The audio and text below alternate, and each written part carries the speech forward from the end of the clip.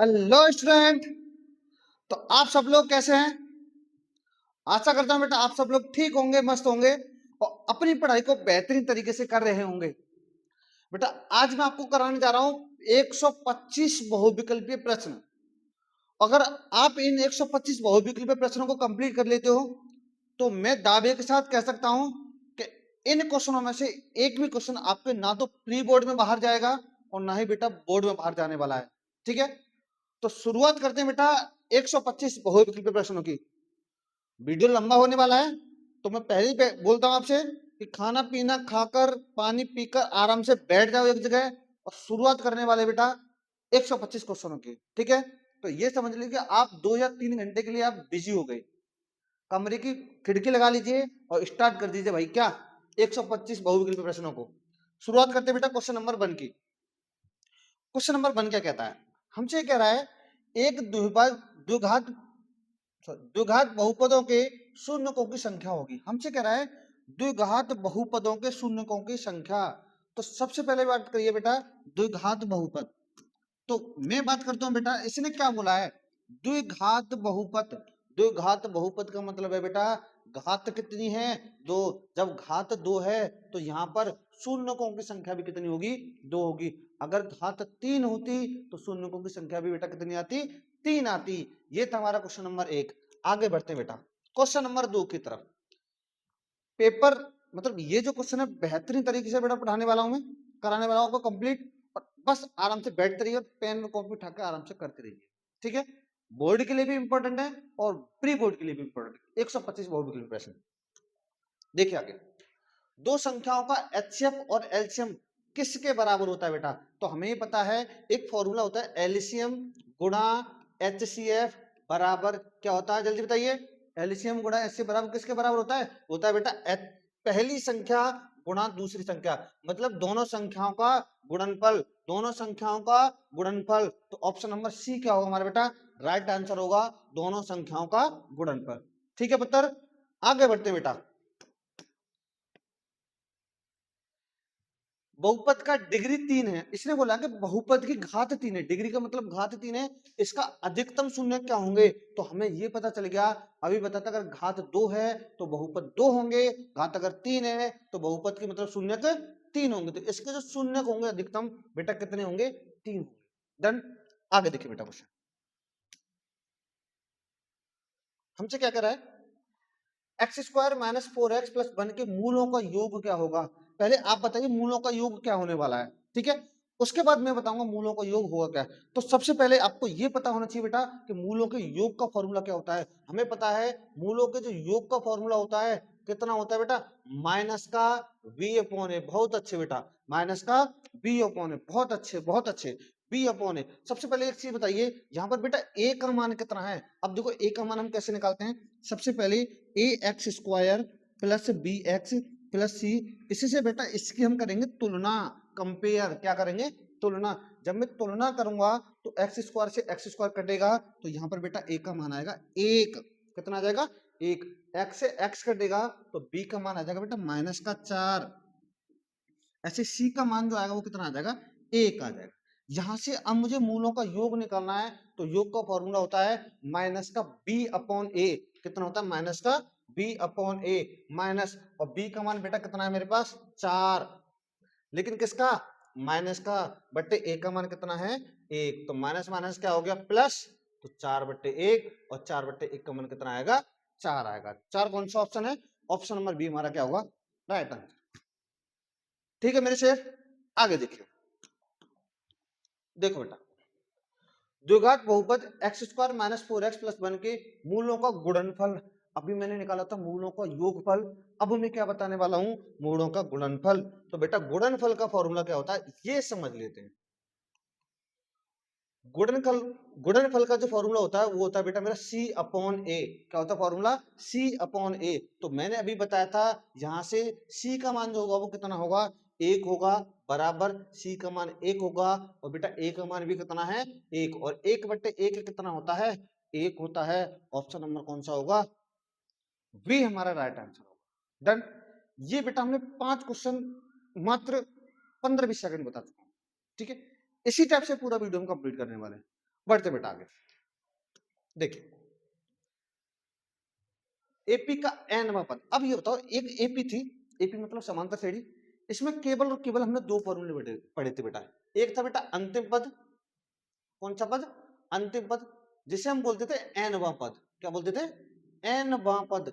इसका फॉर्मूला था a n बराबर a plus N minus one into d. एक था बेटा योगफल का फॉर्मूला।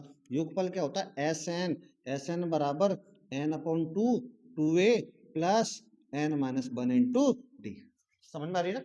तो ये योगफल का है, ये अंतिम पद का या nवें पद का है। पूछ कर रहा है एपी का nवां पद क्या है? A plus N minus one into d. और a plus N minus one into d कौन सा ऑप्शन है? ऑप्शन नंबर बी हमारा क्या होगा बेटा? राइट आंसर होगा। डन। आगे देखिए बेटा, देखिए त्रिघात बहुपद का व्यापक रूप, इसने बोला त्रिघात का मतलब घात तीन है हमारे पास। कितने बेटा? घात तीन है। घात तीन का देखो क्या ये है, ये वाला नहीं है, तो ये वाला नहीं है, तो इसका मतलब पहला वाला ऑप्शन नहीं होगा। घात तीन है क्या बेटा? घात यहाँ चार है, इसका मतलब ये भी नहीं। घात कितनी है? तीन है, तो बेटा कौन सा ऑप्शन होगा? ऑप्शन नंबर सी हमारा क्या होगा? Right answer. डन। तो त्रिघात बहुपद का जो क्या था बेटा? त्रिघात बहुपद का जो व्यापक रूप होता है ये होता है a x cube plus B x square plus c x और प्लस कितना? डी। ये अब आप याद रखना। डन। आगे देखिए बेटा, अगला क्वेश्चन क्या है? देखिए इसने बोला है अगर अल्फा बीटा द्विघात बहुपद एफ एक्स बराबर इसके मूल हो तो one upon alpha plus one. Very very most important question, बहुत अच्छा क्वेश्चन है बेटा, पढ़ के जाना पड़ेगा। अच्छा क्वेश्चन है, बहुत अच्छा। देखो क्या है, ये कह रहा है one upon alpha plus one upon beta का मान ज्ञात कीजिए। किसका मान निकालना बेटा? One upon alpha. देखो यहाँ लिख रहा हूँ one upon alpha plus one upon beta का मान निकालना। किसका निकालना है? One upon alpha one upon beta. लेकिन ये बताओ ये है क्या हमारे? ये है बेटा मूल। एल्फा बीटा इसमें बोला ना मूल है, तो सबसे पहले क्या मुझे इसमें मूल निकालने पड़ेंगे। अब सोचिए अगर मैं इसके मूल निकालने लग जाऊं भाई, तो इसका मतलब पांच को मुझे ऐसी दो संख्या में तोड़ना है, जोड़ने पर सात आइए, क्या पॉसिबल है? नहीं है। तो भाई इसके मैं मूल तो नहीं निकाल सकता। तो फिर ये बताओ अल्फा बीटा का मान कैसे मानेगा? जब मूल नहीं निकाल पाऊंगा तो मुझे चाहिए अल्फा बीटा का मान। तो अब हम कैसे करेंगे? देखो इसमें क्या करना है बेटा, इसका ले लो एलसीएम। एलसीएम बोले तो लासा। लासा ले लो, कितना आएगा? Alpha beta. इसकी गुणा इधर हो जाएगी, इसकी गुणा तो क्या होगा? Beta plus alpha. हाँ भाई यहां से मुझे कुछ मिल गया। क्या? ये मिल गया मुझे बेटा, ये मूल थे ना, ये मिल गया मुझे मूलों का योग, और ये मिल गया मुझे मूलों का गुणनफल। अब हो गया भाई क्वेश्चन आसान। ये क्या? मूलों का योग, मूलों का गुणनफल। यहां से आसान हो गया। अब मैं यहां से निकाल सकता हूं कैसे? तो अभी मैंने एक फॉर्मूला बताया था, मूलों के योग का फॉर्मूला क्या था? माइनस का बी अपॉन ए, माइनस का बी अपॉन ए। तो बेटा माइनस तो माइनस है। अब ये बता दीजिए बस यहाँ पर बी का मान मेरा कितना है शेर? तो बी का मान है मेरे पास माइनस का सात बट्टे। अब यहाँ से ए का मान बताओ कितना है? एक। तो यहाँ से मूलों का जो योग आ गया बेटा वो आ गया सात। कितना आ गया? सात। को माइनस से माइनस प्लस हो गया तो सात आ गया। अब मुझे निकालना है बेटा गुणनफल। क्या निकालना है? गुणनफल। अब इससे समझो मूलों का योग का मतलब होता है जोड़ना। जोड़ने का मतलब है अल्फा प्लस बीटा, ये तो होता है योगफल। गुणनफल क्या होता है? गुणा करना अल्फा इंटू बीटा। फॉर्मूला क्या था? सी अपॉन ए। कितना था? सी अपॉन ए। सी का मान कितना है बता? पांच बटे ए का मान कितना है? एक। तो यहां जाएगा बेटा पांच। मूलों का योगफल सात, मूलों का गुणनफल पांच। मुझे पूछा क्या था? Alpha plus beta upon alpha into beta. मतलब पहले मुझे मूलों का योग लगाना है, फिर मूलों का गुणनफल लगाना है। मूलों का योग कितना आया है? सात, और मूलों का गुणनफल कितना आया है? पांच। और यही क्या है बेटा इस क्वेश्चन का आंसर? तो क्वेश्चन का आंसर सात बटे पांच। सात बटे पांच कौन सा? ऑप्शन नंबर बी हमारा क्या बेटा? Right answer. देखो एक चीज और बताता हूं। देखो सबसे पहले मैंने बताया था आपको मूलों का योग। मूलों का योग निकालना सीखिए, बहुत बढ़िया भाई। उसके बाद बताते मैं मूलों का गुणनफल, बहुत बढ़िया भाई। फिर उसके बाद भाई एक टाइप के तो क्वेश्चन नहीं दूंगा, फिर मैंने लगा दिया ये वाला क्वेश्चन। जब मुझे मूलों का योग पता है, मूलों का गुणनफल पता है, तो यहां से मैं इस पूरे का मान निकाल सकता हूं। ऐसे करके हम आगे बढ़ सकते हैं। ठीक है मेरे पुत्र, आगे बढ़ते बेटा क्वेश्चन की तरफ। अगला बना, ये इंपॉर्टेंट क्वेश्चन, लेकिन ये याद रखना। क्वेश्चन क्या है अगला देखते बेटा। ये कह रहा है एपी 5, 8, 11 में सातवां पद निकालना है। कौन सा पद निकालना है? सातवां। पहले इसका थोड़ा सा बेसिक समझाता हूं मैं। देखो एपी का जो होती है, एपी क्या होती है पहले समझिए। एपी होती है बेटा जिसका अंतर समान हो, जिनके पदों का अंतर क्या हो? समान हो। जैसे बेटा इनका अंतर कितने का है? 8 में से जब 5 घटाऊंगा 3 आएगा। 11 में से जब 8 घटाऊंगा फिर भी कितना आएगा 3 है। अगर इनका अंतर समान है तो उसे हम बोलोगे एपी। एपी मतलब अर्थमेटिक प्रोग्रेशन, मतलब समांतर श्रेणी। क्या बोलेंगे? समांतर श्रेणी। समान अंतर हो और एक श्रेणी हो तो उसे हम बोलते हैं समांतर श्रेणी पत्र। ठीक है, हमसे क्या पूछ रहा है? nवां पद मतलब 7वां पद। क्या पूछ रहा है? 7वां पद। तो सबसे पहले अगर बात करूं, देखो एक फॉर्मूला था मेरे पास अंतिम पद का, ए एन बराबर a plus N minus one into d. यहां से मैं कोई सा भी पद निकालता हूं। अगर मुझे 10वां पद पूछेगा तो बेटा मैं एन का मान यहां 10 रखूंगा पूरे समीकरण में। 15वां पद पूछेगा तो एन का मान 15 रखूंगा। 100वां पद पूछेगा तो एन का मान 100। तो कौन सा पद पूछ रहा है बेटा मुझसे? 7वां पद। कौन सा पूछ रहा है? 7वां पद। तो यहां से मुझे बेटा एन का मान रखना है 7। कितना रखना है? 7। तो यहाँ 7 रखूंगा तो क्या होगा? A7 बराबर A प्लस एन की जगह 7 रखूंगा। 7 में से मैं 1 घटा दूं, कितना आ जाएगा? 6D। 7वां पद आ गया बेटा A प्लस 6D। 7वां पद आ गया। अगर मैं तुमसे कहता पुत्र ये बताओ 15वां पद क्या होगा पुत्र? तो क्या होगा? A प्लस कितना आएगा पुत्र? 14D। कितना आएगा? A plus 14D। ठीक है, इसके बाद अगर मैं पूछता तुमसे 90वां पद बताओ, तो ध्यान रखना इसमें बस क्या करना है, हर बार पुत्र 1 घटाना है। कितना घटाना है? 1 घटाना है, क्योंकि n माइनस 1 होता है। डन।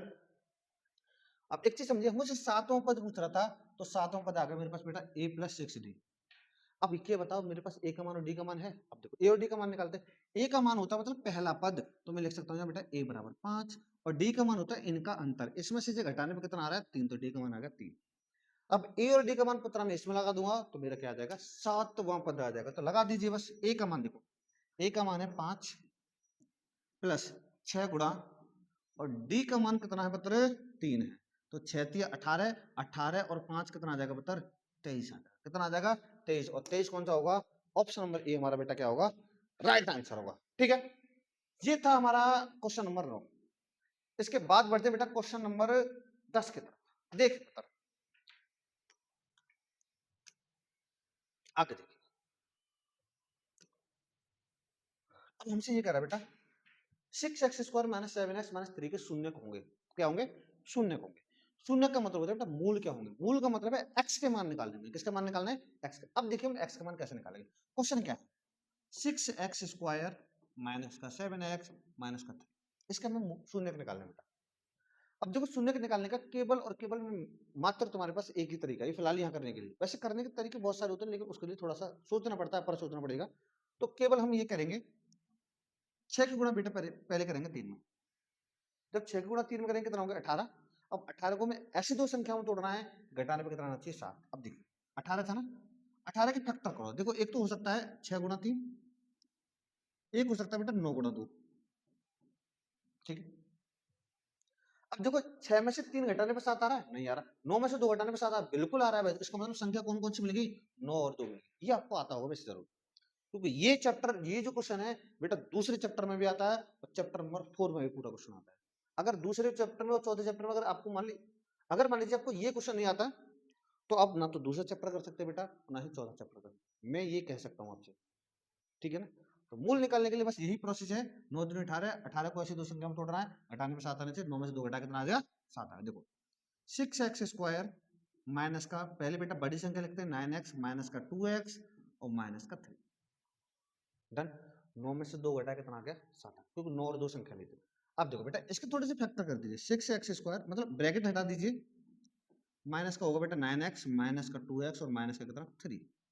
आगे बढ़ते हैं बेटा। अब देखिए इसमें पुत्र कॉमन क्या है? कॉमन का मतलब ओवेनिस्ट, ओवेनिस्ट का मतलब सेम संख्या। देखो ऐसा लग रहा है इस 6 को तोड़ सकता हूं मैं 2 3 6 तोड़ सकता हूं ना, 2 3 6। तो इसको तोड़ सकता हूं 3 गुणा 3, 2 गुणा 3, 3 गुणा 3। नहीं उल्टा बोल दिया मैंने, 2 गुणा 3 और 3 गुणा 3। तो दोनों में सेम क्या? 3 सेम है ना।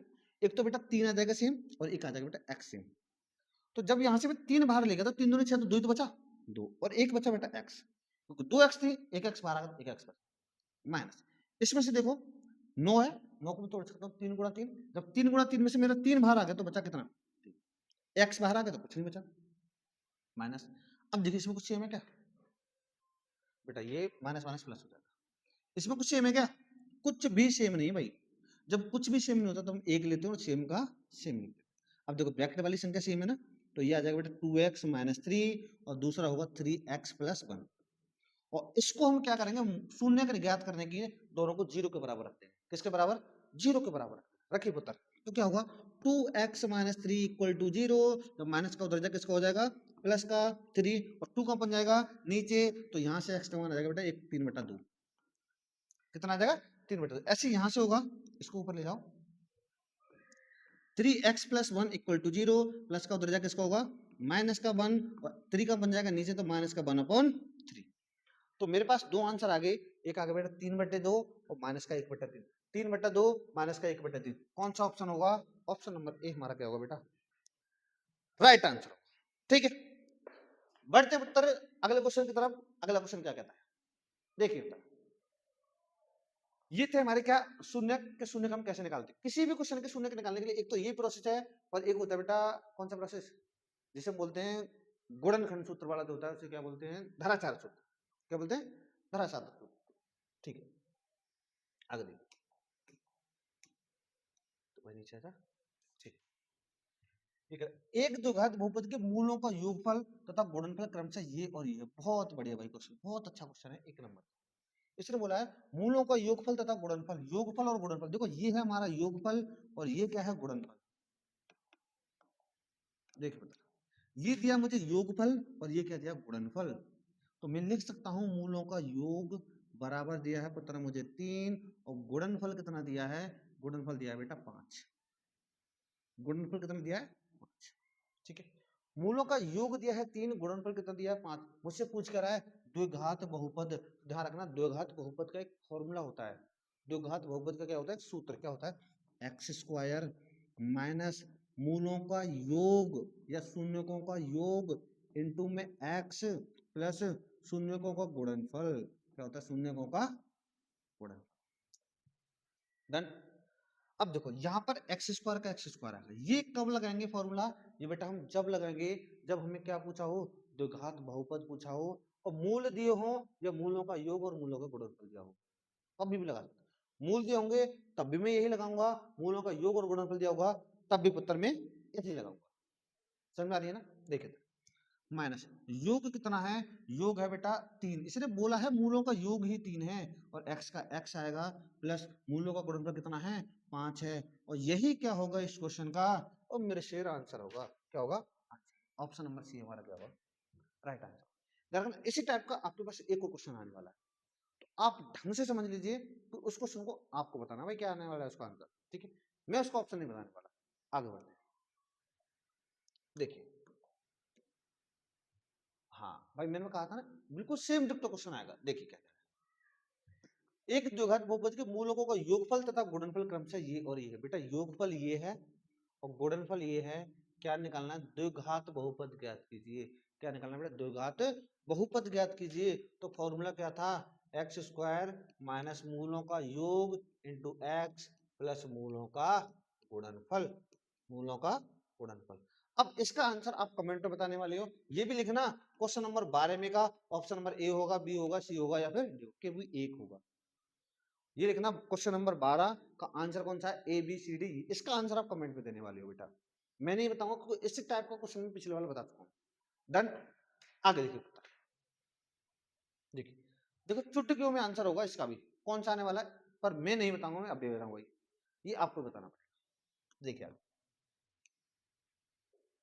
चलो भाई, ये कह रहा है एक पांसे पर 3 आने की प्राप्यता। एक पांसा है उस पर 3 आने की प्राप्यता। एक चीज समझिए, एक पांसा जो होता है, पांसे पर कौन कौन सी संख्या आती है बेटा, 1 आता है, 2 आता है, 3 आता है, 4 आता है, 5 आता है, 6 आता है, 7 आता है, क्या नहीं आता। पांसे का मतलब है जिसे हम डाइस बोलते हैं। क्या बोलते हैं, डाइस, जिस पर नंबर कहां से कहां तक लिख देते हैं, 1 से लेकर 6 तक लिख देते हैं, तो यही है पांसा। अगर मान लीजिए पांचे को मैंने फेंका, ऐसे करके फेंका, कैसे भी करके फेंका, तो उस पर ये बताओ एक बार में केवल एक ही नंबर तो आएगा। एक बार में एक नंबर आएगा, या तो एक आएगा या 2 या 3 या 4 या 5 या 6, कुछ भी एक ही तो आ सकता है। तो हमसे कह रहा है 5 पर 3 आए, 5 पर कितना आए, 3 आए, उसकी प्रायिकता बताओ। अब मुझे बताओ इसकी प्रायिकता निकालने के लिए 3 कितनी बार आ सकता है। 5 को अगर हमने फेंका, एक बार फेंकने पर 5 कितनी बार आएगा, 3 कितनी बार आएगा, सॉरी 3 कितनी बार, केवल एक बार तो आएगा। 3 आएगा बेटा एक बार, कितनी बार आएगा, एक बार। लेकिन कुल कितने नंबर है, 6, तो यही क्या होगा हमारा आंसर, यही प्रायिकता है बस। एक कहां से आया, ये हमारा 5 था, 5 से टोटल नंबर आएंगे जब 5 में ये नंबर आएंगे तो हमसे कह रहा है 3 आना चाहिए, तो ये बताओ इन तीनों 6 में से 3 एक ही बार तो आएगा, 3 ही तो आएगा।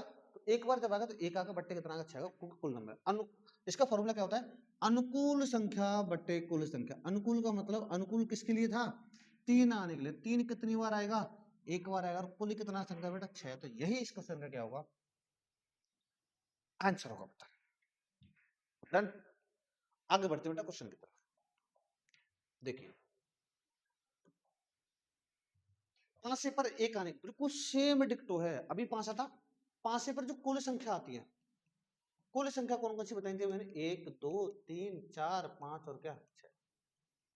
ठीक है, तो यहां से मुझसे पूछ रहा है बेटा एक आने की बात, अब बताओ एक कितनी बार आएगा, एक ही बार तो आएगा भाई, और बट्टे कुल कितने 6, तो कौन सा होगा ऑप्शन नंबर, मतलब 1/6, 1/6 कौन सा, ऑप्शन नंबर बी इसका आंसर होगा। डन। आगे देखिए बड़ा इजी है भाई, बहुत इजी है, बहुत इजी है, और इसी टाइप का एक नंबर का आपको क्वेश्चन मिल के जाएगा भाई। प्रायिकता का या तो एक क्वेश्चन आएगा, 2 क्वेश्चन आएगा, 100% आपके पेपर में 2 क्वेश्चन पूछे जाते हैं, एक या दो, एक या दो, एक या दो, बहुविकल्पी प्रश्न होंगे, बोल रहा हूँ मैं आपसे। वैसे तो ज्यादा का आता है, एक 4 नंबर का, 6 नंबर का क्वेश्चन भी आता है, कभी कभी 2 नंबर का भी पूछ लिया जाता है, तो ध्यान रखना, इसी टाइप से हम कर सकते हैं आराम से। आगे देखिए, हाँ भाई कौन सा पद पूछ रहा है, 8वां पद पूछ रहा है, कौन सा पद, अभी मैंने बताया था 8वां पद निकालने के लिए फॉर्मूला क्या था, याद करो पिछला वाला, हमसे पूछा था वो 7वां पद, 7 प्लस क्या था, a प्लस 6d, क्या था a प्लस 6d, तो 8वां पद क्या होगा, a plus 7d, a plus 7d, ये हो गया 8वां पद। ठीक, अब यहां से बेटा ए और डी का मान है, देखो मैंने क्या बताया था, जो पहला वाला नंबर होता है वो होता है पुत्र ए का मान, इसका मान होता है ए का मान, और मैं तुमसे कह रहा हूं डी का मान क्या होगा, 7 में से 10 को घटा दो या फिर 4 में से 7 को घटा दो, किसी में से किसी घटा दो सेम ही आएगा, तो 4 में से 7 घटा दो, 4 माइनस 7 बराबर आएगा बेटा माइनस का 3, बस इन दोनों मानों को रख दीजिए इसमें। ए का मान कितना पुत्र 10 प्लस 7 गुणा, यहाँ और बता दो डी का मान कितना है, डी का मान है पुत्र 3, लेकिन किसका, माइनस का, तो यहाँ होगा 10 प्लस माइनस माइनस 7 के 21 घटाएंगे तो कितना आएगा माइनस का 11, और माइनस का 11 कौन सा है, कोई सा नहीं है भाई, कहीं गलत तो नहीं हो गया, देख लेना भाई एक बार, नहीं है, तो इसका ऑप्शन होगा बेटा माइनस का 11, इसमें एक और ऑप्शन जोड़ लीजिए हमारी तरफ से, ऑप्शन नंबर माइनस का 11, और 11 क्या होगा हमारा राइट आंसर होगा, 7 21 होता ना, ठीक। चलो भाई मिसप्रिंट हो गया, कोई दिक्कत नहीं भाई, ऑप्शन हमें सीखना है केवल। आगे बढ़े, देखिए भाई, हाँ अब भाई इसका आपको बताना है शंकु का आयतन क्या आने वाला है, जल्दी बताइए भाई, शंकु का आयतन का फॉर्मूला क्या होता है, शंकु का आयतन, शंकु का आयतन,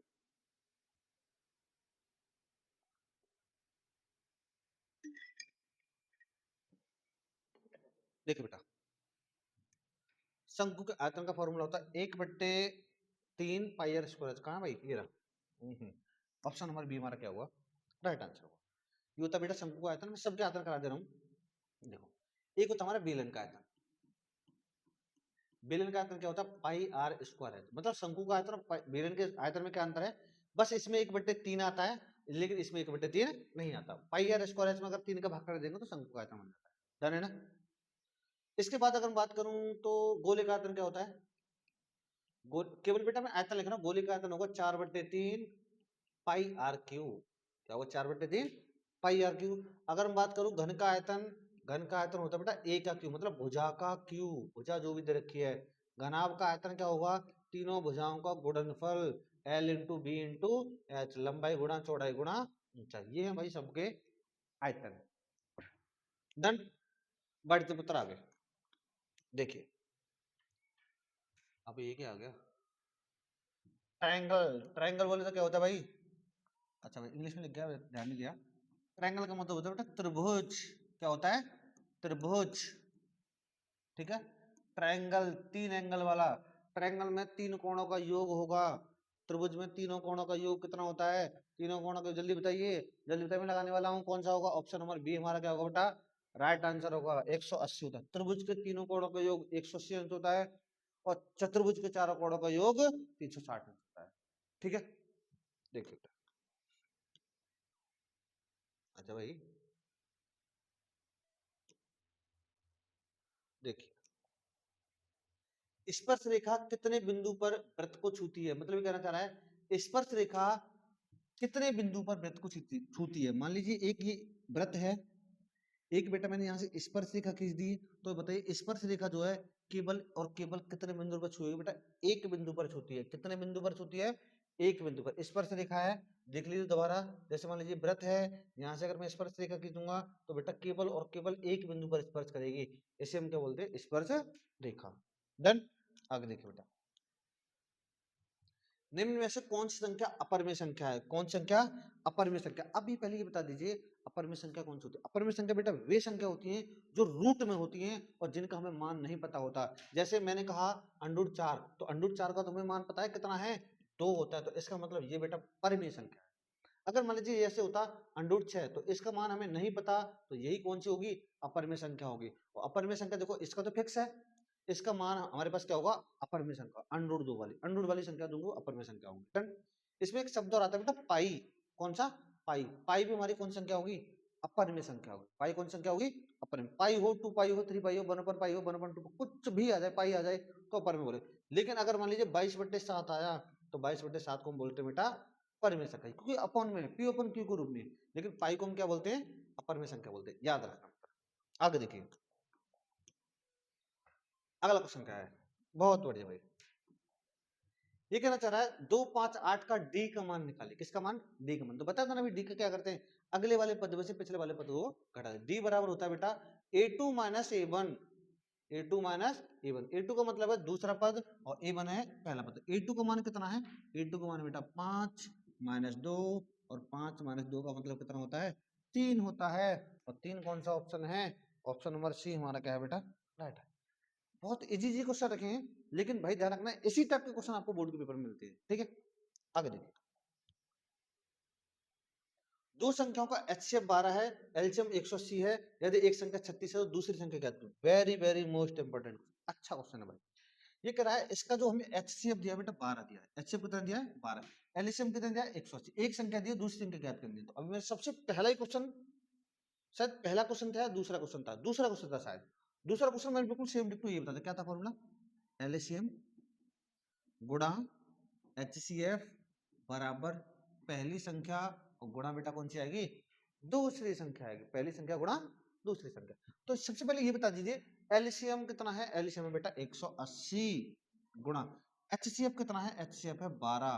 पहली संख्या कितनी है, पहली संख्या बेटा 36, तो दूसरी संख्या निकालने के लिए मैं उसे क्या मान लूंगा, एक्स मान लूंगा। अब 36 का बन जाएगा नीचे, 180 गुणा 12/36 और बराबर कितना आ गया बेटा एक्स। तो 12 से काट दिया, 12 एकम 12, 12 तिया 36, 3 से काट दिया 18 को, 3 एकम 3, 3 छिंग 18, जीरो का जीरो, मतलब दूसरी जो संख्या आएगी तो दूसरी संख्या कितनी होगी बेटा 60 होगी। 60 कौन सा है, ऑप्शन नंबर ए हमारा क्या होगा, राइट आंसर होगा बेटा। आगे देखिए भाई अगले क्वेश्चन की तरफ, क्वेश्चन नंबर क्या कहता है, देखो। अच्छा इसी टाइप का भी मैंने सेम बताया था, एलसीएम गुणा एचसीएफ बराबर पहली संख्या गुणा दूसरी संख्या। क्या था, दो संख्याओं के एचसीएफ और एलसीएम का गुणनफल किसके बराबर होता है, एलसीएम और एचसीएफ का गुणनफल किसके बराबर होता है, दोनों संख्याओं के गुणनफल के बराबर होता है, दोनों संख्याओं के गुणनफल के बराबर होता है। आगे देखिए बेटा, प्रायिकता का मान होगा, मान हमेशा होगा। अब ये कह रहा है प्रायिकता का मान, देखो प्रायिकता का मान क्या क्या हो सकता है पहले समझिए बेटा। प्रायिकता का मान 0 हो सकता है, 1 हो सकता है, और 0 और 1 के बीच में जितनी भी संख्याएं वो हो सकती है। मतलब प्रायिकता का मान 0 भी हो सकता है, 1 भी हो सकता है, और 0 और 1 में जितनी भी बीच में संख्या होंगी वही होंगी, इसके अलावा कुछ भी मान नहीं होगा। समझ गए, सिंपल सा कह सकते हैं 0, 1 और 0 और 1 के बीच में। तो इसमें कौन सा ऑप्शन है, 0 से कम बिल्कुल कभी नहीं होगा भाई, 1 से अधिक बिल्कुल भी नहीं होगा, 0 और 1 के बीच में, 0 और 1 के बीच में तो होता है, लेकिन इसमें बेटा 0 भी होता है और 1, तो इसका मतलब ये भी ऑप्शन नहीं है। मैं कहूंगा ये भी ऑप्शन नहीं, तो कौन सा होगा, ऑप्शन नंबर डी। अब ये मत कहना सर 0 और 1 के बीच में होता है, बीच में तो होता है, लेकिन ये कह रहा हमेशा के लिए रहेगा क्या, हमेशा के लिए नहीं रहेगा बेटा। हमेशा के अगर हमारे 0 आ गया तो इनके बीच में आएगा, नहीं आएगा। 1 आ गया क्या इनके बीच में होगा, नहीं होगा। तो कौन सा होगा, ऑप्शन नंबर डी हमारा। और इस क्वेश्चन को बहुत सारे बच्चे बेटा इसको टिक लगाते हैं, लेकिन ये वाला टिक क्या होगा हमारा, गलत हो। आगे देखिए बेटा, दो सह अभाज्य संख्याओं का एचसीएफ। अब पहले ये समझ लेते हैं भाई सह अभाज्य संख्या कौन सी होती है, कौन संख्या, सह अभाज्य संख्या। अब देखिए बेटा, सह अवध संख्या वे संख्या होती हैं बेटा जिनका गुणनफल है, क्या बोला मैं, हाँ, सह अवध संख्या वे संख्या होती हैं, कौन संख्या के जिन जो आपस में विभाजित ना हो, मतलब सिंपल कह सकते हैं ऐसी दो संख्याएं जिनको आपस में नहीं काटा जा सकता। जैसे मैंने लिखा बेटा, एक लिख दिया मैंने 8 और एक लिख दिया 15, क्या कोई एक ऐसी संख्या है जिससे ये दोनों संख्या कट जाए? नहीं कर सकते। इसका मतलब यही हमारी कौन संख्या है, सह अभाज्य संख्या है। कौन संख्या है, सह अभाज्य। अब मुझे एक चीज बताइए, जब ये सह अभाज्य संख्या है तो इनका जो HCF आएगा, HCF मतलब हाईएस्ट कॉमन फैक्टर, मासा जो आएगा वो कितना आएगा, 1 आएगा। हमेशा सह अभाज्य संख्याओं का HCF कितना होगा, 1 होगा, हमेशा हमेशा के लिए 1 होगा। कितना होगा, 1 होगा। अगर HCF 1 है तो सहभाज्य संख्या है, अगर HCF 1 नहीं है तो सहभाज्य संख्या नहीं। तो पूछ क्या रहा है, दो सह अभाज्य संख्याओं का HCF होता है, HCF बेटा कितना होता है, 1 होता है। अगले,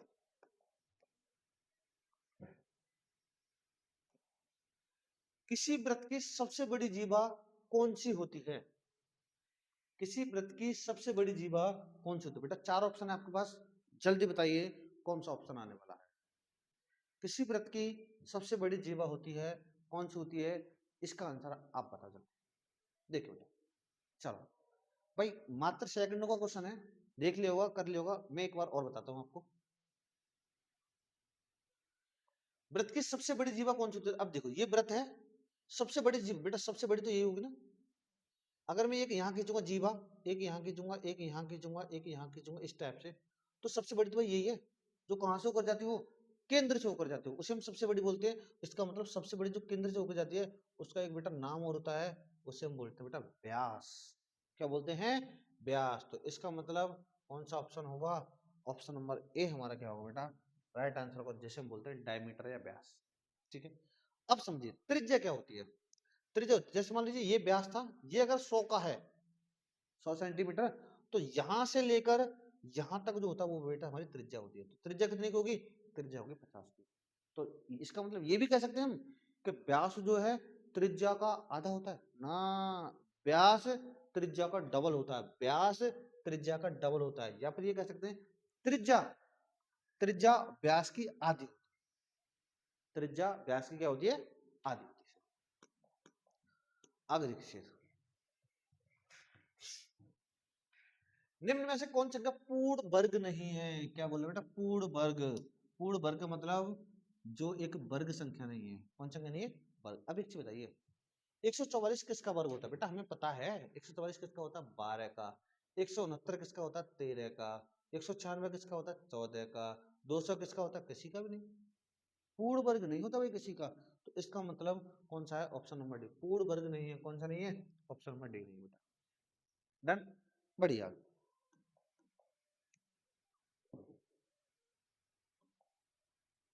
यदि दो संख्याओं का HCF 1 है तो वे संख्या क्या, अभी बताया था भाई, जिनका HCF 1 होता है उन्हें हम कौन संख्या बोलते हैं बेटा, उन्हें बोलते हैं हम सह अभाज्य संख्या।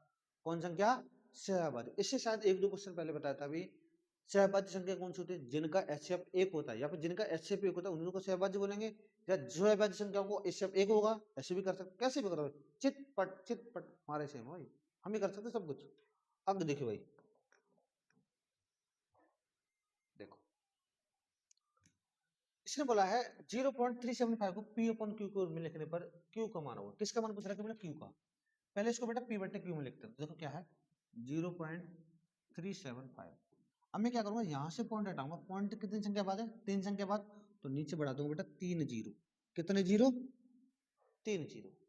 ठीक है, तो अब इसे काट पीट कर दो। मुझे ऐसा लगता है कि भाई ये 25 से कट सकता है। देखो 25 चौका 100, तो 5 से काटा था, काट सकते हो है, लेकिन मुझे 25 से आता तो मैं 25 से काट दूँ। 25 से काटिए बेटा, 25 एकम 25, कितना बचा 12, यहाँ हो गया 125। 25 का पढ़ा 125 में पढ़ेंगे कितनी बार, 5 बार, 25 पंजे 125, तो कितना आया 15 बट्टे 40। अब फिर मुझे ऐसा लग रहा है 5 से फिर कर सकता है, काटी तो फिर 5 या 15 और 5 अट्ठे 40, तो कितना आ गया 3/8। और 3/8 किसके रूप का है, P बट्टे Q के रूप का। किसके रूप का है, P बट्टे Q के रूप। इसका मतलब Q का मान कितना आ गया 8 आ गया, तो 8 कौन सा? ऑप्शन नंबर सी हमारा क्या है बेटा? राइट आंसर होगा। जल्दी बनाइए। फिर इसके बाद बढ़ते बेटा अगले क्वेश्चन की तरफ। ये था हमारा क्वेश्चन नंबर 28। देखो भाई, अच्छे से कंप्लीट हो रहा होगा, समझ में भी धुआंधार तरीके से आ रहा होगा। और मैं भाई इस वीडियो में टाइम खराब करने वाला नहीं हूँ, मैं मात्र आपको क्वेश्चन पढ़ाने आया हूँ, तो क्वेश्चन पर ध्यान देंगे, फालतू की बातों पर कोई भी ध्यान नहीं देंगे। ठीक है, तो शुरुआत करते हैं बेटा अगले क्वेश्चन की तरफ। क्वेश्चन नंबर 28 हमारे हो चुके हैं, और शायद वीडियो मेरे हिसाब से 20-25 मिनट का हुआ होगा, ज्यादा नहीं हुआ होगा। देखिए बेटा अगला क्वेश्चन देखिए, क्वेश्चन नंबर 29 क्या कह रहा है। देखिए, यदि HCF बराबर 12, LCM बराबर 2, दोनों संख्याओं का गुणनफल होगा। हमसे कह रहा है HCF दिया है, LCM दिया है, HCF दिया है, LCM दिया है, दोनों संख्याओं का गुणनफल क्या होगा? तो फॉर्मूला क्या था? LCM गुणा HCF बराबर पहली संख्या गुणा दूसरी। तो मुझसे भाई इसका मान पूछ रहा है, तो इसका मान कब होगा? जब इनकी गुणा कर दूंगा आपस में। तो एलसीएम और एचसीएफ की गुणा कर दो, आंसर आ जाएगा। किस किसकी गुणा करनी है? 12 गुणा 240, गुणा कर दीजिए भाई। 12 गुणा 0 करूंगा 0, 12 चौक 48 का कितना होगा? 8। कैरी मतलब हासिल कितना होता है? 4। 12 दूनी 24, 24 और 4 कितना हो गया? 2880। 2880 बोले तो option number C. Option number कौन सा होगा भाई? सी होगा भाई। आगे देखिए, इसी है भाई, कुछ भी नहीं है। एक बार बस पढ़ने के लिए स्टार्ट हो जाओ तुम, सब कुछ इजी भाई। एक रैखिक समीकरण बहुपद की घात। रैखिक का मतलब होता है जिसकी घात बेटा एक होती है। घात कितनी हो? एक हो। जो घात की क्या होता है? जो घात का मतलब होता है घात 2 हो। फिर घात का मतलब क्या होता है? घात कितनी हो? 3 हो। थोड़ा सा मैं जल्दी जल्दी में ऐसे लिख दे रहा हूँ, कोई दिक्कत नहीं। रैखिक का मतलब क्या होता है? घात 1। तो इसका मतलब रैखिक बहुपद की घात कितनी होगी? 1 होगी। घात 2 किसकी होगी? द्विघात बहुपद की। घात 3 किसकी होगी? त्रिघात बहुपद की। डन। आगे देखिए बेटा,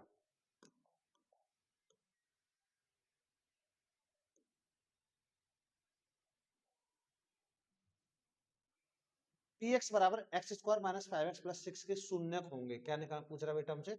शून्यक। शून्य का मतलब मूल। इससे पहले मैं क्वेश्चन बता चुका था तुम्हें। क्या था क्वेश्चन? 6x स्क्वायर, अब ये नहीं पता मुझे प्लस था या माइनस था। हाँ, 6x स्क्वायर माइनस का 7x और माइनस का 3, ये मैंने अभी क्वेश्चन बताया था, जिसके मैंने बेटा मूल निकाले थे। क्या निकाले थे?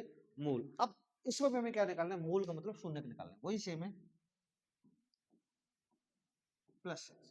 अब 6 को बेटा तोड़ना मुझे, 6 को ऐसे दो संख्याओं में तोड़ना, घटाने पे 5, सॉरी जोड़ने पे 5 आने पे। तो 6 को भी तोड़ सकता हूँ, तोड़ सकता हूँ बेटा 2 गुणा 3 और 1 गुणा 6। अब बताओ ऐसी कौन सी संख्या है कि जिनको जोड़ने पे 5 आते हैं? जोड़ने पे 5 तो बेटा यही आ रहा है ना? क्या जोड़ने पे 5 ही आ रहा है? नहीं आ रहा, पॉसिबल नहीं है भाई। पॉसिबल नहीं है तो कौन सा पॉसिबल है? ये पॉसिबल है। जब ये पॉसिबल है तो मैं 2,3 रखूंगा बेटा। तो क्या आएगा यहाँ? एक्स स्क्वायर माइनस का आएगा पहले 3x प्लस का 2x माइनस का नहीं प्लस का 6।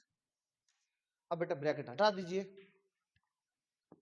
एक्स स्क्वायर माइनस का 3x minus plus minus minus होगा ना, 2x और प्लस का कितना? 6। आगे देखिए भाई, थोड़ा भाई गला सूख रहा है, एक सेकंड रुकिए। फैक्टर कीजिए बेटा, एलसीएम मतलब यहाँ से कॉमन लीजिए, यहाँ से कॉमन लीजिए, करिए जल्दी, तो उसके बाद मैं बताता हूँ आगे।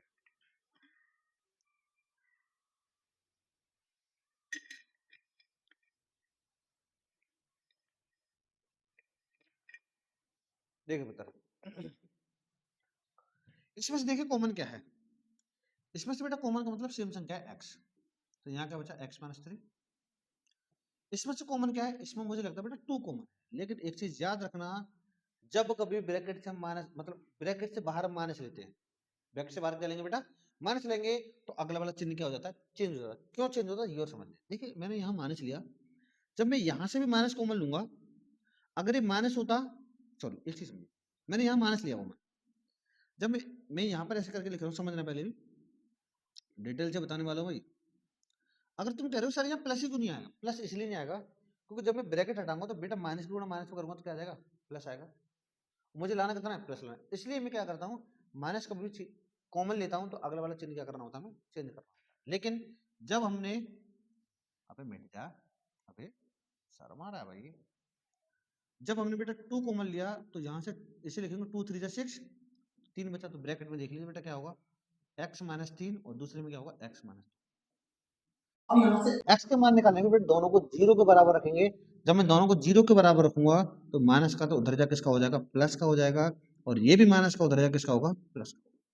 तो इसका मतलब x के मान बेटा एक 3 आ गया और x का मान कितना आ गया, 2 आ गया। तो कौन सा ऑप्शन होगा, देख लीजिए भाई कौन सा होगा यार, ऑप्शन में बेटा सी होगा।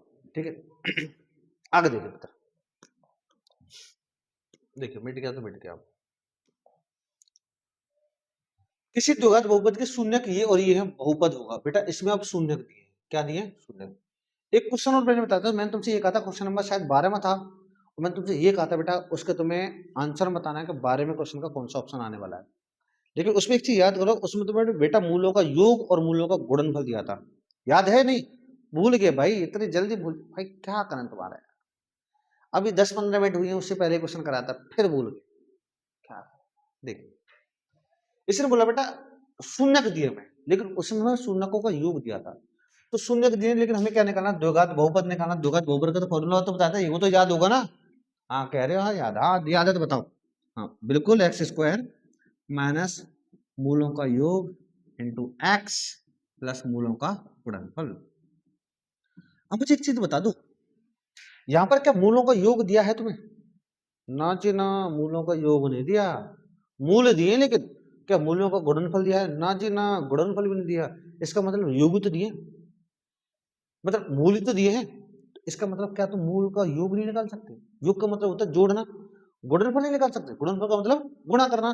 तो पहले बेटा योग निकाल दीजिए, योग का मतलब है जोड़ना, किस किस को, 2 को और 5 को बेटा जोड़ना है, 2 + 5 बराबर आ गया, बहुत बढ़िया। अच्छा गुणनफल क्या होता है, गुणा करना, तो गुणनफल होता है गुणा करना, गुणा में दोनों की गुणा कर दीजिए, तो किसकी गुणा किसमें करनी है, 2 × 5 करना है, और 2 × 5 कितना हो जाएगा, 10 होगा बेटा। बस यहां लगा दीजिए एक्स स्क्वायर माइनस योग कितना है, योग आया बेटा 7 और x प्लस, और गुणनफल कितना आया है 10, और यही क्या होगा हमारे इस क्वेश्चन का,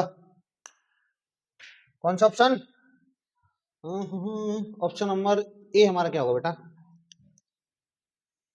राइट आंसर। अब तो काम ही नहीं कर रही भाई ये, हाँ हाँ ये काम कर रही। देखिए भाई चुटकी, देखो ये कह रहा है पी एक्स बराबर एक्स स्क्वायर माइनस 9 के शून्यक है, शून्य का मतलब वही एक्स का मान। देखो ये चीज समझिए, एक्स स्क्वायर है, अरे रे चलो कलर चेंज कर लेते हैं थोड़ा सा, इसके हमें शून्य के निकालने हैं, शून्य का मतलब होता है बेटा एक्स के मान, तो मैं इसको लिख सकता हूँ एक्स स्क्वायर माइनस 9 = 0, ये माइनस का बेटा उधर जा किसका होगा, प्लस का, तो एक्स स्क्वायर बराबर हो गया प्लस का 9, स्क्वायर हटाऊंगा तो बेटा स्क्वायर हटाने पर हम क्या लगाते हैं, रूट लगाते हैं, और रूट के साथ क्या आता है प्लस माइनस, रीजन बताया था मैंने पहले, तो x बराबर यहाँ से जो आएगा प्लस माइनस, ये तो हमें बताया 9 किसका मान होता है, ये होता है बेटा 3 का, तो x का मान आ गया +-3, तो +-3 +-3 मतलब एक x का मान प्लस का होगा, एक माइनस का होगा, ऑप्शन नंबर ए होगा, ऑप्शन नंबर क्या होगा बेटा, ए होगा। डन, आगे देखिए, अच्छा बड़ा जल्दी देखिए, पी एक्स बराबर 2x² प्लस के एक्स प्लस 6 के शून्यकों का योग -3 है, बहुत बढ़िया, तो के का मान, अच्छा क्वेश्चन है भाई, बहुत अच्छा क्वेश्चन है, बहुत अच्छा इंपॉर्टेंट क्वेश्चन है, बहुत अच्छा क्वेश्चन। क्या करा है, शून्यकों का योग दिया है मुझे माइनस का, पहले भाई आप सोचो, पहले आप निकाल के दिखाओ कि इसका आंसर क्या आने वाला है, करिए पहले, उसके बाद फिर मैं बताऊंगा, जल्दी करिए, मैं आपको 10 सेकंड देता हूं मात्र, 1 2 3 4 5 6 7 8 9, जल्दी करो जल्दी, ठीक है चलो भाई मैं बताता हूँ, देखिए इसने बोला है पुत्र शून्यकों का योग दिया है, क्या दिया है, शून्यकों का योग, तो मेरे पास ये बताओ योग तो दिया है ना, योग कितना दिया है, योग दिया है माइनस का, कितना है माइनस का। अब मैं तुम्हें ये भी बताता बेटा योग का फॉर्मूला क्या होता है, योग का फॉर्मूला होता है सर माइनस का b/a, और बराबर कितना -3, तो माइनस से तो माइनस खत्म हो गया भाई, मुझे यहाँ b का मान लगाना, a का मान निकालना, किसका मान आ जाएगा, k का मान आ जाएगा, कहानी खत्म यहीं पर भाई, बी का मान बता दीजिए कितना है, बी का मान है के। ए का मान बता दीजिए कितना है, ए का मान है भाई 2 और बराबर कितना है भाई 3 है। बस क्या करना है, 2 को ले जाओ लात मार के ऊपर, 3 दूनी कितना आ जाएगा 6, तो के का मान कितना आ जाएगा 6, कहानी खत्म। बस भाई इतना सा करना है यार, ज्यादा कुछ नहीं करना। डन। बच्चे कह रहे हैं सर को क्या हो गया आज, आज तो फॉर्म में लग रहे हैं सर। हाँ भाई फॉर्म में हूँ आज। देखिए आगे देखो इसने बोला है यदि पी एक्स बराबर a x square plus B x plus c के शून्यक समान है। इसने बोला है शून्यक क्या है, समान।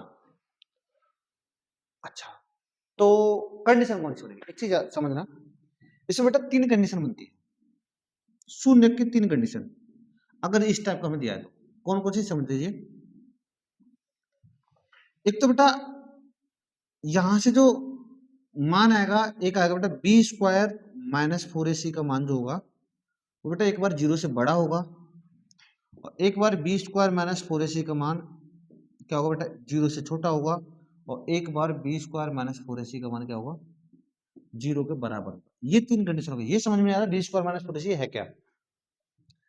ये बेटा एक हमारे पास द्विघात एक सूत्र है, द्विघाती सूत्र, उसमें हम एक फॉर्मूला लगाते हैं बी स्क्वायर माइनस 4ac, जिसे हम बोलते हैं विविक्त कर। क्या बोलते हैं, विविक्त कर। पहले अगर हम इसका मान निकालें, इसका मान बेटा अगर 0 से बड़ा आ रहा है, इससे पूरे का मान 0 से बड़ा आ रहा है, तो मूल हम ज्ञात कर सकते हैं। तो मैं बोल सकता हूं यहां मूल वास्तविक है। मूल कैसे, वास्तविक। और मूल वास्तविक तो हम यहां से मूल निकाल सकते हैं। मूल का मतलब यहां से हम x का मान निकाल सकते हैं बेटा, अगर 0 से बड़ा आ रहा है तो। अगर मान लीजिए 0 से छोटा आता है तो हम कहेंगे मूल वास्तविक भी नहीं है और मूल हम ज्ञात भी नहीं कर सकते। भाई क्वेश्चन को वहीं छोड़ देंगे, इतना ही करना है कि ये अगर नेगेटिव आएगा तो बस पटक दीजिए कॉपी किताबों को कि सर अब हमारे बस की नहीं है, हम नहीं कर पाएंगे यहाँ से। लेकिन अगर करना है तो आपको 11th में पहुंचना पड़ेगा, उसके बाद मैं बताने वाला हूँ कैसे निकालते हैं बता। यहाँ केवल इतना है कि बस ये समझ लीजिए कि यहाँ से मूल नहीं निकाल सकते, लेकिन वास्तव में ऐसा नहीं है, मूल हम निकाल सकते हैं लेकिन 11th में जाके। देखिए तो इसके हम मूल नहीं निकाल सकते, इसका मतलब मूल वास्तविक नहीं है। अगर ये वाली कंडीशन है तो यहाँ बोलोगे बेटा मूल बराबर है। मूल कैसे है, बराबर मतलब समान। तो बराबर तो बोला ही है इसने, मूल समान है। तो इसमें क्या पूछ रहा है, a x square plus B x plus c के शून्य समान होंगे। समान कब होंगे, ये शून्य क्या होंगे, समान। तो क्या होगा, बी स्क्वायर माइनस 4ac का मान 0 के बराबर होगा। कौन सा ऑप्शन है, हमसे पूछ रहा था मूल समान नहीं है, मूल वास्तविक है। शून्य क्या है, वास्तविक। अब भाई वास्तविक कब होगा, वास्तविक जब होगा जब बी स्क्वायर माइनस 4ac का मान 0 से बड़ा। तो कौन सा ऑप्शन होगा, ए। कब के लिए, वास्तविक के लिए होगा बेटा ये, ठीक है। और अवास्तविक के लिए कौन सा होगा, अवास्तविक के लिए होगा बेटा ये, मतलब काल्पनिक कह सकते हैं या वास्तविक कह सकते हैं, बात यही है। डन। ए बराबर 0 पता नहीं, ये तो फालतू का काम है भाई। आगे देखिए वही क्वेश्चन आ गया भाई, मूलों का योग ज्ञात कीजिए। क्या निकालना, मूलों का योग। बस भाई सिंपल है ये। अब समझ लीजिए कि तुम्हारा जो पिछला मैंने कराया उसका रिवीजन में चल रहा है। मूलों का योग का फॉर्मूला बताया था अभी, बोलो बोलो बोलो। हाँ भूल गया, एक आध तो भूल गया भाई, जरूर भूला होगा, 100% भूला होगा। माइनस का बी अपॉन ए, गुणनफल का क्या होता है सी अपॉन ए, लेकिन योगफल का माइनस का बी अपॉन ए। माइनस बी का मान बता दीजिए, बी का मान बेटा माइनस का 7, ए का मान कितना है 1, तो माइनस से माइनस का था कितना बचा 7, तो 7 कौन सा ऑप्शन है, ऑप्शन नंबर बी होगा। आगे बढ़ो भाई, इतना टाइम नहीं है, इतनी देर में तो क्वेश्चन खत्म हो जाता है। दो चर वाले रैखिक समीकरण का सामान्य रूप है। दो चर वाले रैखिक समीकरण, ये तो आपको पता है, दो चर वाले, तो इसका होता है बेटा हाँ ये है भाई क्वेश्चन नंबर। कुछ कुछ के बच्चे, बहुत बच्चे इसमें लगाने वाले हैं। अच्छा इसमें गड़बड़ है भाई, चलो कोई नहीं, गड़बड़ नहीं, सही है। दो चर वाले, देखो इसने बोला दो तो चर होने चाहिए, रैखिक होना चाहिए। रैखिक का मतलब बताया था मैंने, रैखिक क्या होता है, जिसकी घात एक होती है। अब देखो घात किस किस में एक है, और दो चर होने चाहिए। देखो बेटा इसमें घात एक है, घात एक है, चर दो है, इसका मतलब पहले ऑप्शन सही हो जाएगा, कहानी खत्म। देखो इसमें घात कितनी है, दो, नहीं होगा भाई। घात कितनी है, दो, नहीं होगा भाई। घात एक है लेकिन ये गुणनफल, तो घात एक एक और एक कितनी हो जाएगी, दो, इसका मतलब ये भी नहीं होगा। दो चर वाले रैखिक समीकरण का जो बेटा मानक रूप होता है वो होता है ये, सामान्य रूप जो होता है a x plus b y plus c बराबर 0, ये होता है दो चर वाले रैखिक समीकरण। यदि दो संख्याएं एक दूसरे को एक बिंदु पर काटती हैं तो समीकरणों का हल होगा। इसने बोला दो रेखाएं एक दूसरे को एक बिंदु पर काटती हैं। एक से बताइए, कोई मेरे पास दो रेखा, एक रेखा ये है और एक रेखा ये है। अच्छा ऐसा भी तो एक रेखा ये और एक रेखा ये है। ऐसा भी तो हो सकता है एक रेखा ये और एक रेखा ये है। हाँ भाई, ये तीन कंडीशन बनेगी, चौथी कंडीशन नहीं बनेगी भाई। देखिए ध्यान रखना, जितनी जगह रेखा काटेगी उतने ही हल होंगे उसके, बस ये समझ लीजिए। ये बताओ ये दोनों रेखा कितनी जगह काट रही हैं? एक जगह काट रही है, इसका मतलब इन दोनों रेखाओं का हल कितना होगा? एक होगा। ये दोनों रेखा आपस में कितनी जगह काट रही हैं? एक ही भी जगह नहीं काट रही, इसका मतलब इसका कोई भी हल नहीं होगा। ये रेखा कितनी जगह काट रही है बेटा? यहाँ पर हर जगह काट रही है। कितनी जगह काट रही है? अनंत जगह काट रही है। तो इसके हल कितने होंगे? अलग, अनेक। इसके अनेक हल होंगे, इसका एक भी हल नहीं होगा, इसका हल होगा बेटा एक। डन। पूछ क्या है ये समझ लीजिए बस। यदि दो रेखाएं एक दूसरे को एक बिंदु पर काटती है, एक बिंदु पर यहां पर काट रही है मान लीजिए, तो रेखाएं का हल होगा। रेखाओं के कितने हल होंगे? केवल एक हल होगा, केवल एक हल होगा, एकमात्र हल। एकमात्र हल कौन सा होगा? एकमात्र हल। अनंत हल इसमें होंगे बेटा जब रेखा के ऊपर रेखा हो। एक भी हल कम नहीं होगा जब दोनों रेखाएं कैसी हो? आपस में समांतर हो, तो कोई भी हल नहीं होगा। अच्छे तरह से आगे होगा भाई। अभी है क्या इसमें, बढ़ो आगे। लेकिन इंपॉर्टेंट क्वेश्चन चल रहा है, ये याद रखना। आजा भाई, ठीक है। यदि दो रेखाएं समांतर हो तो युग्म का हल होगा। दो रेखा कैसी हो? समांतर। अभी बताया था भाई मैंने, दो रेखा कैसी हो? समांतर। तो इसके हल कितने होंगे? बहुत सारे नहीं, एक भी हल नहीं होगा भाई। कहीं टकराई नहीं रही, कहीं नहीं टकराई तो इसका मतलब कोई भी हल नहीं है। तो इसका मतलब कोई नहीं, कोई भी हल नहीं होगा। आगे देखिए, यदि दो समीकरणों में केवल एक ही हल है, कितना हल है? केवल एक हल है, तो युग्म कहलाता है। बिल्कुल अभी डिक्टो सेम बताया था। जब केवल एक हल होता है तो एक हल का मतलब एक ही जगह तो करेंगे प्रतिच्छेदित। अच्छा इसमें थोड़ा सा टाइप लगा, यदि दो रेखाएं, दो समीकरणों के केवल एक ही हल है, मतलब इसमें बोला दो रेखाएं आपस में कैसे करती हैं? प्रतिच्छेद करती हैं, या एक हल है, बात एक ही है, तो युग्म कहलाता है। युग्म कहलाता है बेटा। ये संगत है असंगत? देखो संगत असंगत क्या होगा? संगत बेटा ये साथ में लग जाएंगे, ये समझ लीजिए। संगत का मतलब ये बेटा आपस में काटेंगे, और असंगत का मतलब ये नहीं काटेंगे। ये संगत का है, असंगत ये काट रही है संगत में, साथ साथ में, तो इसे हम संगत बोलेंगे। ये दोनों साथ साथ में क्या अलग अलग है भाई, दूर दूर से, इसे बोलेंगे असंगत। इसे क्या बोलेंगे? संगत। अच्छा ये और ये भी साथ साथ में, ये साथ साथ में, इसे भी क्या बोलेंगे? संगत। डन। आगे देखिए, हाँ भाई चलो, एक प्रायिकता का क्वेश्चन आ गया। सिक्का उछालने पर हेड की प्रायिकता, किसकी प्रायिकता बेटा? हेड की। हेड मतलब क्या होता है? चलो पहले समझते हैं सिक्का। सिक्के को जब हम उछालें भाई, या तो सिक्के पर भाई हेड आएगा या फिर टेल आएगा, इसके अलावा कुछ भी नहीं है। जैसे हम सिक्का उछालेंगे तो सिक्के के दो ही तो पहलू होते हैं, एक हेड वाला एक टेल वाला। जब सिक्का मैंने उछाला तो या तो हेड आएगा या फिर क्या आएगा? टेल आएगा। डन। एक ही तो आएगा, पूछ कर आए हेड आने के प्राप्त। अब बताओ हेड कितनी बार आएगा मेरे से? हेड आएगा बेटा एक बार। लेकिन कुल कितने हैं नंबर? दो। तो एक बट्टा दो, एक बट्टा दो कौन सा ऑप्शन है? ऑप्शन नंबर डी हमारा क्या होगा? बहुत बहुत इजी क्वेश्चन है भाई। और इसी टाइप का क्वेश्चन आपको बोर्ड के पेपर में पूछे जाते हैं। और ध्यान रखना ये सभी जो क्वेश्चन है आपको अनसोल्व पेपर में से उठाएगा भाई, अनसोल्व पेपर में से।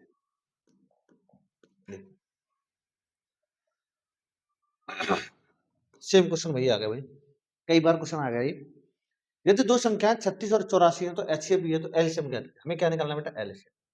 वही फॉर्मूला लगेगा, एलसीएम गुणा एचसीएफ बराबर पहली संख्या गुणा दूसरी संख्या। एलसीएम गुणा एचसीएफ बराबर पहली संख्या गुणा दूसरी संख्या। कौन कौन सी है? 36 और 84, जिसका हमें एचसीएफ कितना दिया? 12। तो बेटा एलसीएम तो निकालना है, एलसीएम को एक्स मान लें, उसने बोला एलसीएम ज्ञात करना है, गुणा एचसीएफ है कितना है? 12 बराबर। तो पहली संख्या बता दीजिए पुत्र। पहली संख्या मेरे पास 36 गुणा, दूसरी संख्या बता दीजिए। दूसरी संख्या बेटा 84, 84। अब देखो ये 12 का बन जाएगा नीचे, क्यों जाएगा? गुणा में, गुणा में तो भाग में चला जाएगा, बट्टे 12। 12 से किसी एक को काट दीजिए, तो 12 से काट दीजिए, 12 तिया 36, 3 गुणा कर दो भाई। 4 तिया 12, 8 ती 24, 24 रख 25, 252 आएगा। इसका क्या HCF कितना है 252। कौन सा होगा? ऑप्शन नंबर सी हमारा क्या होगा बेटा? राइट आंसर होगा। अब हम पहुंचे क्वेश्चन कहां तक? क्वेश्चन नंबर 42 तक। 42 बोले तो 42 या 42? हाँ भाई 42 है, 42 बात एक ही। देखिए तो अब बढ़ते भाई आगे क्वेश्चन की तरफ। अगला क्वेश्चन क्या कहता है ये देख लेते हैं। 43 देखिए भाई, द्विघात समीकरण का सामान्य रूप। द्विघात समीकरण का जो सामान्य रूप होता है बेटा ये होता है ax² plus bx plus c।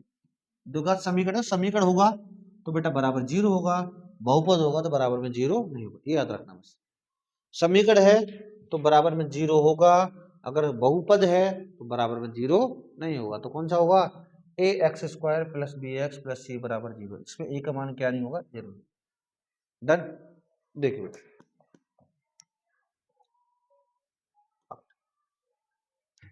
निम्न में से कौन द्विघात समीकरण है? द्विघात का मतलब है घात कितनी होनी चाहिए? 2 होनी। बस ये देख लो घात किसमें 2 है, वही द्विघात समीकरण है।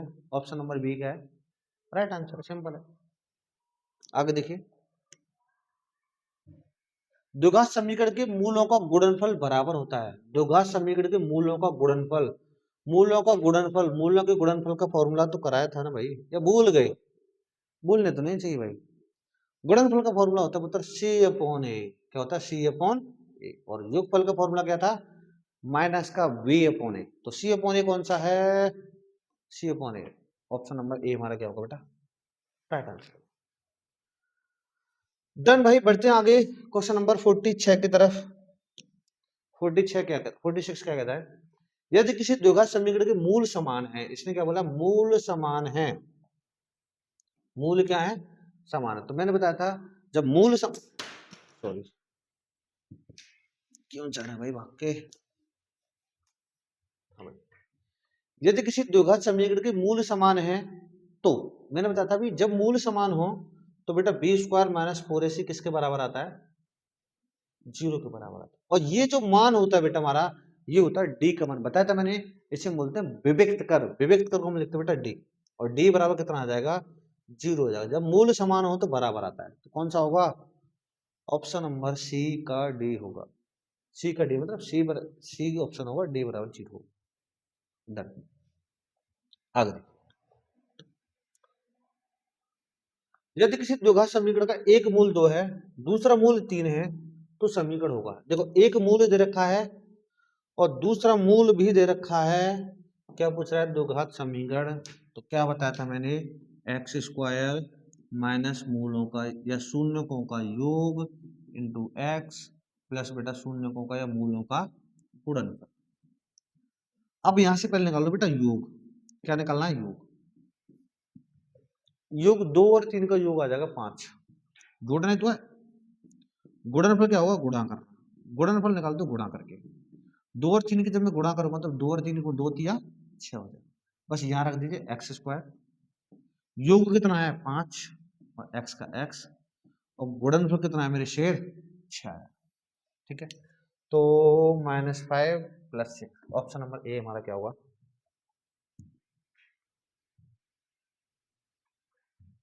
डन। चलिए भाई,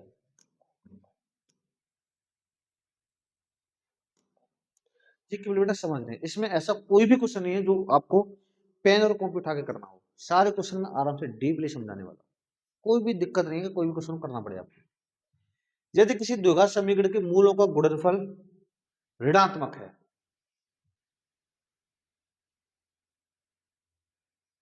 क्वेश्चन क्या आ गया भाई?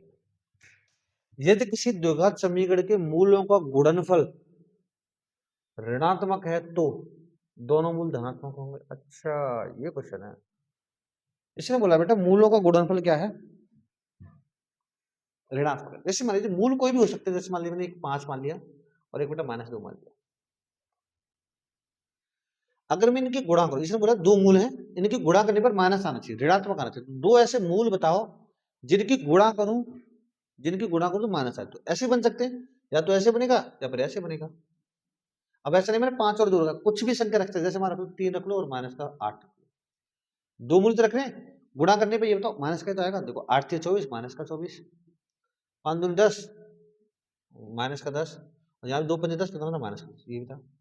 अब ये बताओ क्या ये दोनों मूल पॉजिटिव होंगे नेगेटिव होंगे, एक पॉजिटिव एक नेगेटिव, क्या दोनों मूल धनात्मक होंगे? दोनों मूल धनात्मक तो नहीं होंगे भाई, दोनों मूल ऋणात्मक होंगे? ऋणात्मक भी नहीं होंगे, एक मूल धनात्मक और एक कैसा ऋणात्मक, तो बेटा क्या होगा? ऑप्शन नंबर सी हमारा क्या होगा? Right answer. क्यों? क्योंकि एक पॉजिटिव आएगा और एक क्या आएगा? नेगेटिव आएगा, एक पॉजिटिव और एक क्या? नेगेटिव। डन, आगे देखिए, ठीक है, एक पॉजिटिव और एक क्या? नेगेटिव। अगर मूलों का गुणनफल धनात्मक क्या है, अगर मूलों का गुणनफल धनात्मक होता, ये तो ऋणात्मक था सॉरी, अगर मूलों का गुणनफल धनात्मक होता, देखो धनात्मक कंडीशन होती है दो, जैसे मैंने लिखा 3 गुणा 5, गुणा करूंगा तो भी धनात्मक आएगा, मैंने लिखा माइनस का 3 गुणा माइनस का 5, गुणा करूंगा तो भी धनात्मक आएगा। अब बताओ इसमें जो गुणनफल होगा वो दोनों पॉजिटिव होंगे, दोनों पॉजिटिव भी हो सकते हैं और दोनों नेगेटिव भी हो सकते हैं। डन। लेकिन जब गुणनफल ऋणात्मक हो रहा तो एक पॉजिटिव और एक का। एपी का सारबंधक डी किसके बराबर होता है? तो बताया था एपी का सारबंधक डी बराबर A2 minus A1, A2 minus A1, A2 minus A1 का मतलब पहला पद माइनस सॉरी दूसरा पद माइनस पहला पद, दूसरा पद माइनस पहला पद, दूसरे पद में से पहले पद को हम क्या करते थे? घटा देते, पहले पद में से ये नहीं होगा, पहले पद में से ना होगा, ये भी नहीं होगा, तो इसका मतलब क्या? दूसरा पद माइनस पहला पद। डन। चलो भाई 50 होने वाली है, 50 के लिए ठीक है भाई, द्विघात सूत्र है। अब देखो द्विघात सूत्र क्या होता है समझा दो, समझ लो। द्विघात सूत्र का फॉर्मूला होता है बेटा minus B plus minus root में B square minus 4ac upon बेटा 2, ये होता है द्विघाती सूत्र का फॉर्मूला। ठीक है, ये आपको याद होना चाहिए। क्या बेटा? चेक करता हूँ बेटा, minus B plus minus root में B square minus 4ac upon, पहला ऑप्शन सही है भाई। देखो ये क्या है? बी, लेकिन बी किसका होना चाहिए? माइनस का। मैंने माइनस लिखा है ना, तो इसका मतलब ये वाला ऑप्शन नहीं हुआ। Minus B plus minus root में बी स्क्वायर माइनस 4ac, ये प्लस आ रहा है, इसका मतलब ये भी ऑप्शन नहीं है। Minus B plus minus root में B square minus 4ac upon a है यहाँ, लेकिन क्या होना चाहिए? 2, तो इसका मतलब ये भी ऑप्शन।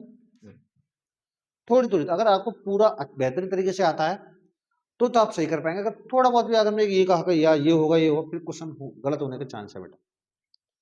आपको पूरा याद होना चाहिए क्या? Minus B plus minus root में B square minus 4ac upon 2a। ठीक है, आगे देखिए बेटा। ये कह रहा है 7, 13, 20, 17, 18 3x का समांतर माध्य 18। इसने बोला है इनका समांतर माध्य 18 है। समांतर माध्य क्या होता है? सभी संख्या को योग बट्टे कुल संख्या, सभी संख्या को योग बट्टे कुल संख्या। तो जोड़ दीजिए सबको बेटा, 7 plus 13 plus 20 plus 17 plus 3x और बट्टे में कितना आएगा? 1 2 3 4 5 और बराबर कितना आएगा? सभी का समांतर माध्य, समांतर माध्य क्या होता है? सभी संख्याओं का योग बट्टे कुल संख्या, सभी संख्याओं का योग बट्टे कुल संख्या, सभी संख्याओं का योग बट्टे कुल संख्या बराबर कितना दे रखा है? 18। बस यहाँ से x का मान निकाल दीजिए, इसकी गुणा हो जाएगी बेटा इसमें, 18 पंजे 90 हो जाएगा, जोड़ दो 20 20 और 20 40 50, तो ये हो जाएगा 57 प्लस 3x बराबर 18 पंजे कितना हो जाएगा? 90, प्लस का उधर जाके किसका हो जाएगा उत्तर? माइनस का,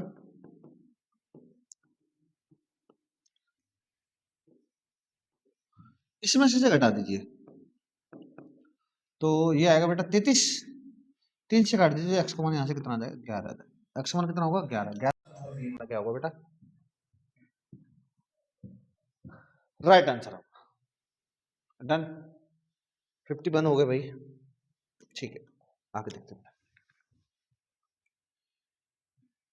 कौन सा पद पूछ रहा है बेटा? 7वां पद। एपी तरक्की 7वां पद क्या होगा? A7 बराबर A प्लस 6D, तो A7 बराबर A का मान कितना बेटा? अच्छा यहां से निकाल दीजिए, और D का मान, A का मान होगा ये, A का मान बेटा माइनस का 6, लेकिन बहुत बच्चे गलती करते हैं बेटा D के मान में, और डी का मान मैं तो बताता हूँ कैसे निकालते हैं। डी का मान करते हैं बेटा a2 माइनस a1, तो डी बराबर होगा a2 का मान कितना है, a2 का मान है -4, माइनस a1 का मान कितना, -5, -4 माइनस माइनस प्लस का 6, जुड़ेगा घटेगा, घटेगा घटेगा तो कितना आ गया, सिंपल सा 2 आ जाए। ए का मान आ गया, डी का मान आ गया, ए और डी का मान को बेटा रख दीजिए इसमें, तो किसका मान आ जाएगा, 7 में पता जाएगा। ए का मान कितना है, -6 प्लस 6 गुणा, डी का मान कितना है, तो 6 दूनी 12, और 12 में से जब मैं घटा लीजिए, चलो एक लाइन बढ़ा लीजिए, जब 12 में से मैं 6 घटाऊंगा तो बेटा कितना आ जाएगा, 6 आ जाएगा। और 6 यही क्या होगा हमारे इस क्वेश्चन का आंसर होगा। डी बोले तो देवसर ऑप्शन होगा भाई, ठीक है बाबा। चलो फिर भाई ऐसा करते हैं, देखो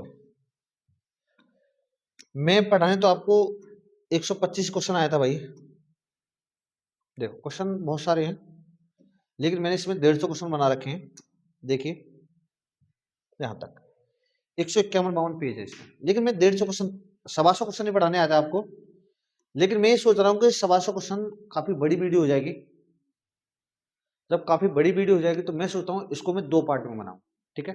तो ये था बेटा हमारा पार्ट नंबर 1, जिसमें मैंने आपको कितना है 52 मतलब 52 क्वेश्चन करा चुका हूँ। इसके बाद जो आगे रह गए उसको कराने वाले बेटा सेकंड पार्ट में, ठीक है। तो आप पहले पूरा कंप्लीट कीजिए, उसके बाद मिलते बेटा सेकंड पार्ट में। अगर वीडियो अच्छा लगता है चैनल को लाइक कीजिए, शेयर कीजिए और सब्सक्राइब करना मत भूलिएगा बेटा, ठीक है।